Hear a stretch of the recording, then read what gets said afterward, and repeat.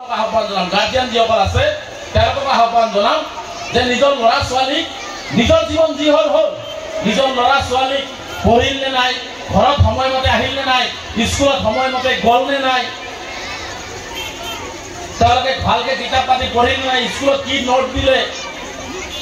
homework কৰিল নে নাই এই কথাবৰ্তাবিলাক কিন্তু আমাৰ গাৰ্জিয়ানসকলেও লক্ষ্য কৰিব লাগিব লগতে গাৰ্জিয়ানসকলে এই বিদ্যালয়ৰ শিক্ষকসকলে ভালকে পঢ়ালে নে নাই বিদ্যালয় ম্যানেজমেন্টে ভালকে বিদ্যালয় পরিচালনা করিলে নাই গার্জিয়ান সকলে সপ্তাহে সপ্তাহে বিদ্যালয় খবর লব লাগিব তেতিয়াহে ছাত্র ছাত্রী শিক্ষক অভিভাবক আর বিদ্যালয় পরিচালনা সমিতির মাজত যেতিয়া সম্পর্ক গড়ি উঠিব তেতিয়া বিদ্যালয়খন আর অধিক ভাল দপে দপে দপে দপে উন্নয়নের দিশত গতি কৰিব গতিকে মই অনুরোধ জানাম আপোনালোকে মোবাইলটো আমার কারণে ধ্বংসকারী হয়ে পড়েছে ছাত্র ছাত্রীসকলের কারণে মোবাইল কমকে ইউজ করক আমার অঞ্চলবিলাকত ড্রাগস মদ এইবোৰ হৈছে এইবোৰৰ পৰা আমি মুক্তি পাব লাগিব আমি কম বয়সত ছোৱালী বিয়া দিয়া বন্ধ কৰিব লাগিব আমি বাল্য বিবাহৰ বিৰোধিতা কৰিব লাগিব আমি একমাত্ৰ জোৰ দিব লাগিব শিক্ষাৰ ওপৰত শিক্ষাৰ আন্দোলনৰ ওপৰত শিক্ষাৰ বিপ্লৱৰ ওপৰত গতিকে এইখিনি কথা মই আপোনালোকক কৈ মই মোৰ বক্তব্য শেষ কৰিম মই যেহেতু বাহিৰত যাব লাগিব বিদায় লম মোক এই অনুষ্ঠানলৈ মতাৰ বাবে বিদ্যালয় পৰিচালনা সমিতি বিদ্যালয়ৰ শিক্ষক শিক্ষয়িত্ৰী সকলোকে মই আন্তৰিকভাৱে ধন্যবাদ আৰু কৃতজ্ঞতা জ্ঞাপন কৰিছোঁ আশীৰ্বাদ কৰিব দোয়া কৰিব যাতে আহিবলগীয়া দিনবিলাকত যাতে এই পিছপৰা সমাজৰ পিছপৰা মানুহখিনিৰ কাৰণে সদায় শিক্ষাৰ ক্ষেত্ৰত যাতে আমি বলিষ্ঠ কাম কাজ কৰি যাব পাৰোঁ তাৰ কাৰণে সকলোৰে ওচৰত আশীৰ্বাদ বিচাৰিছোঁ আৰু মই আশা কৰিম যে নৱজাগৰণ মডেল একাডেমীয়ে দিনক দিনে আৰু অধিক শক্তি বৃদ্ধি হওক শৈক্ষিক দিশত আৰু উন্নতি কৰক আৰু অধিক ছাত্ৰ ছাত্ৰী হওক আৰু বাহিৰৰ পৰা ছাত্ৰ ছাত্ৰী আহি এই অঞ্চলত শিক্ষা গ্ৰহণ কৰক তাৰ কাৰণে নৱজাগৰণ মডেল একাডেমীৰ যিখিনি কৰণীয় আছে সেইখিনি নিশ্চিতভাৱে কৰিব বুলি মই আশা ৰাখি আৰু পুনৰবাৰ মই নৱজাগৰণ মডেল একাডেমীক এটা বিনম্ৰ অনুৰোধ জনাম যিসকল মানুহে আপোনালোকৰ বিদ্যালয়ত পঢ়াবলৈ বহুত আশা থাকে কিন্তু পইচাৰ অভাৱত মান্থলি দিব নোৱাৰে কিতাপ কিনিব নোৱাৰে তেনেকুৱা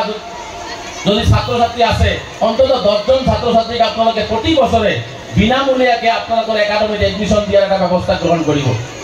আপোনালোকৰ লছ হওক যি হওক এই বিদ্যালয়খনত যাতে এনেকুৱা 10জন দৰিদ্ৰ ছাত্ৰ ছাত্ৰীক আপোনালোকে এডমিশ্যন দিব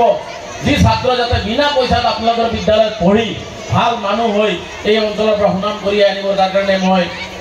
মডেল একাডেমীৰ যিসকল কৰ্তৃপক্ষ আছে তেওঁলোকক মই আহ্বান জনাইছোঁ আৰু আপোনালোকক মই আমজোৰ সভাপতি হিচাপে কথা দিছোঁ মই সভাপতি হৈ থাকোঁ বা নাথাকোঁ শিক্ষাৰ ক্ষেত্ৰত যদি কেতিয়াবা ক'ৰবাত অসুবিধাৰ সৃষ্টি হয় কিতাপ কিনিব পৰা নাই ইউনিফৰ্ম কিনিব পৰা নাই পইচা নাই এডমিশ্যন ফিজ দিব পৰা নাই মোৰ ইয়াত সকলোৰে ওচৰত টেলিফোন নাম্বাৰ আছে এবাৰ ক'ব প্ৰয়োজনত আপোনাৰ বা ল'ৰা ছোৱালী মানে মোৰ ভনী মোৰ ভাইটি আপোনাৰ ল'ৰা ছোৱালীক পঢ়াৰ ক্ষেত্ৰত যদি মই গামোচা পাতি ৰাইজৰ ওচৰত ভিক্ষা কৰিব লাগে সেইটো কৰিবৰ কাৰণে প্ৰস্তুত আছোঁ তথাপি আমি মানুহ হ'ব লাগিব আমি শিক্ষাৰে শিক্ষিত হ'ব লাগিব আমি আগুৱাই যাব লাগিব আমি সমন্বয় সৃষ্টি কৰিব লাগিব আমি দেখিছোঁ যে অসমৰ বিভিন্ন বাতাবৰণ সুৰক্ষিত কৰিছে জাতি ভেদ ধৰ্মৰ নামত বিভাজন হৈছে কিন্তু আমি এটা কথাই মনত ৰাখিব লাগিব আমি ধৰ্মৰ আমি প্ৰথম আমি মানুহ হিচাপে নিজকে প্ৰতিষ্ঠিত কৰিব লাগিব শংকৰদেৱ গুৰুজনা মাধৱদেৱ গুৰুজনা আজান ফকীৰ গুৰুজনাৰ সেই তাহানিৰ অসমখন আমি ঘূৰাই আনিব লাগিব যিখন অসমত কেৱল মানুহ আৰু মানৱতা আছিল